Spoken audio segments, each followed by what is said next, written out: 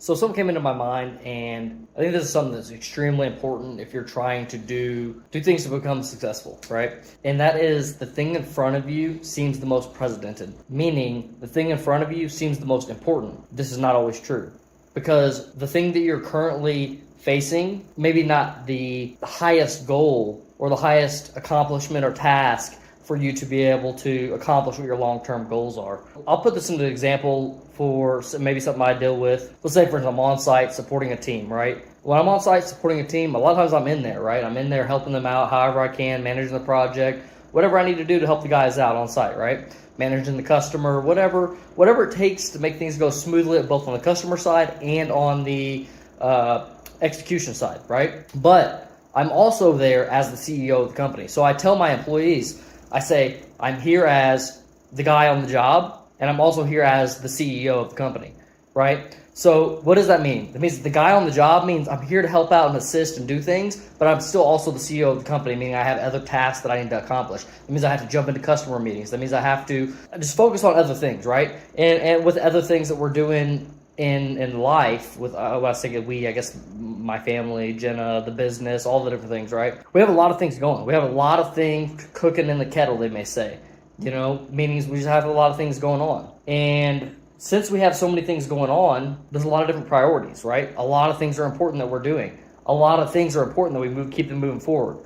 And this goes back into a little bit of management whenever you're trying to manage a bunch of different things, a bunch of different projects, a bunch of different things in life. One tip that I can give you is give a little bit of attention to everything, right? Create a running list where your job for the day is like, I have these 10 things to go check on, right? What does that mean? What does it mean for somebody like me, right? I'll give you an example so I can break this down a little bit more in detail. Maybe let's say, for instance, right, I have a very strong execution background, but as of right now, I'm spending a lot of my time in the sales side of the company, right, to keep them moving forward, to keep us getting more purchase orders. We've grown as a company ridiculously, but we got to keep that growth up, right? We have expanded in a way that we got to keep this growth up. It's very paramount to us being able to accomplish the next level of our goals. And with that being said, so maybe it starts off, I have sales things that I need to accomplish, right? That may be meeting with the team. That may be joining in customer meetings, especially things that are like on the later stages that might convert to a purchase order or RFQ or something along those lines, or if it's an ideal customer, then, I have to be with the execution team. Sometimes I'm on site with the execution team, sometimes I'm not on site with the execution team. So with that being said, my attention will change, right? And I can go into some more examples of different things that I might bounce through. Marketing, different departments, right? If you think about a company and the company's departments, those are the things I'm jumping through, right? Basically, on the Elite Automation side, we have a whole other company, Elite Properties, just launched another company, Elite Automotive. So we've got a lot of things going, but like just in the Elite Automation side, that's kind of how I'm jumping through marketing. I'm jumping through all the different departments, right? The other companies are kind of like, I'll say self-sustaining, like we're not doing too much. They don't really have departments yet. Maybe at some point they will, but as of right now, we're just kind of growing those out as something else, right? I'll talk about those maybe in another video, but Elite Automation is the baby. Elite Automation is the thing that is going to be the giant, and it has departments, and it's been departmentalized already. So we have our marketing departments, our sales departments, our execution departments. Let's see, what else departments do we have? Like RFQ departments. So there's multiple different departments within the company that I need to jump in and make sure things are going on. Lead generation department, So like these are different departments that I have to bounce through and make sure I'm giving attention to, right? So the point that I'm getting at is it's very important to jump through the different departments and give each one of them a little bit of attention. Why? Because the departments themselves will work, right? But without attention, the departments will start to slow down. They will not have the energy to move forward. They will not be excited about the job for the day, right? They'll just come in, they'll say, oh yeah, I gotta click these buttons, do these things, you know what I mean? That's what they're gonna say, right? But whenever you meet with them and discuss with them, right? Just discuss. You don't even have to say nothing else or talk about accomplishment and goals we're trying to accomplish, right? Or sometimes then maybe it needs to be a harder discussion. There's all different playing fields of like what the discussions need to be. Sometimes they're easy discussions, friendly discussions, let's go guys, motivating discussions. Sometimes they're a hard discussion, like what's going on guys? Why has this not been accomplished, right? It instills two things, right? It instills excitement, and then it instills responsibility, right? That's the reason why you have the different dynamics of the different things. And I have to give a shout out to our CEO of the company, Ishmael, who's honestly he's phenomenal at this, right? I can notice gaps. I can create the best procedures for doing things. I can create the best processes for doing things. I can take things down to the smallest minute level. And I'm not talking about micromanagement. I'm talking about making the best processes so that all of our engineers function the way that they should, so that all of our sales department should function in the way they should, all the tools they should have, right? But our COO of our company is extremely good at bringing the team together and extremely good at getting them to work. Getting them to work means all the things, right? It means motivating them, right? It means sometimes a hard discussion. And to be honest, he's definitely much better at the hard discussions than I am. I'm definitely more of, I'll say the motivator, but he's also a good motivator as well, right? He's just really good at bringing the people together, right? My point being with this is divide your time. It's a big thing that I noticed with all the things that we're doing. So like we have other things that are again going on in other companies we have other things that we have going on in the other companies that are like, there's sometimes small things, but if you don't keep that thing moving forward, then guess what happens? Things slow down. Things don't happen. Moves don't occur, right? Accomplishments don't occur. So you just gotta keep bouncing around to the different things and making things happen, right? You know, like today, I'm taking an off day. It's a Saturday. I'm here in Mexico. We're here on site on an installation. I'm just giving you more context. I'm gonna spend some of today. I spent some of today just chilling, just driving around, checking out the area, looking at different places, companies, things that are in the area, right? Being familiar with the area.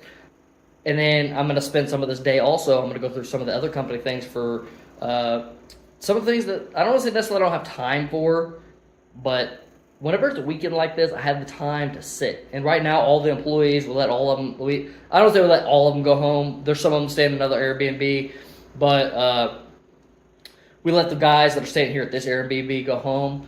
So they all went home and taking a little bit of a break vacation or whatever. So like it's just me here. I'm here. It's just me here in the Airbnb by myself. I'm taking it. I'm using this time to relax and be to myself. Think about the things I need to think about, right? Because whenever you operate the way that I do, you don't have time to slow down, right? You have to. Only certain instances occur when you slow down like this, right? The days that I have. Again, I have 6 kids, right? So the days that I have that where it's just a slow down time and I don't have nothing to think about, nothing to do, it's very slim, right? I get these like once every 6 months, okay? So now it's very important for me to think about things that are what is going to be the next thing that levels us up? What is going to be the big thing that takes us into the next stage of what we're trying to do? Elite automation, elite properties, elite automotive, any of those things, right? Now is the time to think about those things and try to make plans towards those progressions. When I say towards those progressions, I mean differently. I don't mean just like what's the task to do to get done. I mean to make sure to align the data, to look at the data, and then see what makes the most sense long term, right? Because sometimes, and I'm really bad about this, I'm execution. Let's get shit done, right? But if you don't ever step back and look at the things and say, what can we do to like take this to the next level? Then they'll grow. And if you have that energy, they'll grow. Right? But there might be something else that you could do that will take it from here to 10x next year, right? So you just got to make sure you're doing whatever those things are to get to that next stage, right? You gotta sit, look at the data, look at the circumstances, right? Look at the inputs of everything, and then make some decision to make some output, right? Meaning some action, some execution. But that execution should be more powerful than every other execution you're doing on a day-to-day basis. And sometimes those executions are slow execution. Maybe it's something I need to do today. I need to start doing today so that 3 months from now or 6 months from now, this other thing will happen that will be monumental, right? And one thing I really like about the company over other companies, is the data is easy to calculate, right? There's not a bunch of variables. There's not a bunch of things, right? There's not a bunch of variables. I'll just say variables, right? Since there's not a bunch of variables, there's not a lot of predictive measurements, right? They're all, so like with elite automation, they're predictive, very, very, very predictive, right? You're only making judgment calls, essentially, right? You're literally making judgment calls. So your data, your prediction could be completely fucking off and wrong, okay? With elite properties or elite automotive, they're actually very predictable, right? So like let's say for instance, if we acquire a house, then if we acquire that house, then we have an anticipated return on that investment. We have an anticipated revenue generation, profitability generation. right? All those things are very, very easy, right? But elite automation is extremely complicated to predict the things, right? There's just so much. There's so many variables. It's crazy how many variables are. It is like literally the most complex business you could ever operate. I'll tell you this right now. If there's no respect that I get for anything else, it is the most complicated business to operate. Why? I can bet anybody, right? Because we have to have all these engineering types. We have to have robot programmers, PLC programmers. Now I'll say manufacturing may be the same, right? It may be the same. But I still disagree, because even in manufacturing, they're having to maintain the things that we deal with. We're having to build them from scratch, make them work. You know what I mean? So yeah, we just so many variables into that company. I think I got my point across. All right, catch you guys.